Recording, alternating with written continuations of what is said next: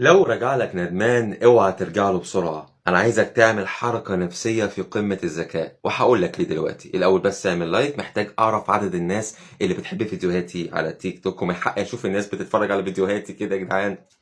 خلينا في البداية أقول لك لما يرجع لك ندمان دي ليها 3 سيناريوهات واحتمالات نفسية محتملة. الاحتمال الأول إن هو يكون فعلا اتخذل من الناس اللي هو فضلهم عليك وحس بقيمتك وعرف قيمتك كويس فعايز يرجع لك. الاحتمال التاني إن هو جاي لك علشان يجس النبض، عايز يعرف أنت نسيته ولا لأ، بتحبه ولا لأ، اتخطيت ولا لأ، كل الكلام ده. الاحتمال التالت وهو الانتقام. حد ممكن يسألني سؤال ويقول لي يا عم انتقام ايه؟ ده هو اصلا اللي سايبني، لو في حد المفروض ينتقم فهو انا. تمام.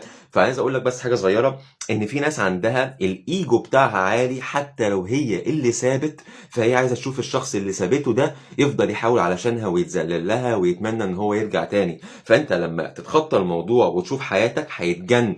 ما ينفعش انا اسيب والاقي نفسي خلاص الطرف مصدق، لا هيفضل يحاول علشان يخليك انت، يعلقك بيه تاني فترجع له فيسيبك تاني عشان يشوفك وانت ضعيف اكتر من الدرجه الاولانيه.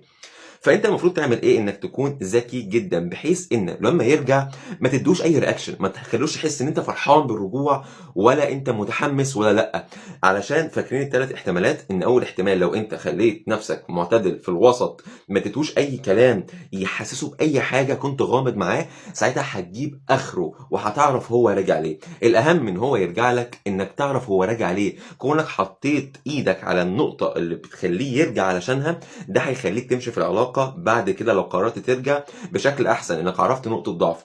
تمام. فالثلاث احتمالات دول هيبقوا عاملين ازاي؟ اول احتمال ان هو لو راجع علشانك هيبين من الكلام، هيبين من الاسلوب، هيبين من الاحتياج الشديد ليك، فساعتها تعرف ان هو راجع علشان فعلا ندمان وعلشان عايزك. الاحتمال التاني ان هو لو جه راجع يجس النبض وانت كنت غامض معاه، هتلاقيه بيختفي وبيرجع علشان برضه يلعب على اعصابك، لان هو اصلا راجع علشان يجس النبض مش راجع علشانك. والاحتمال التالت اللي هو الانتقام، هتلاقي ان هو على قد ما يقدر بيحاول يعصبك، بيحاول ينرفزك بالكلام، انا عملت علشانك كذا وكذا وكذا وكذا، لانه خرج عن سيطرته، لانه ما بقاش عارف بقى ايه يرجعك زي الاول علشان يأذيك تاني او علشان يخليك تحتاج له تاني. فهيضطر يطلع اللي جواه غصب عنه، اللي هو انت ازاي عايز تسيبني، هيبان المجنون في الكلام.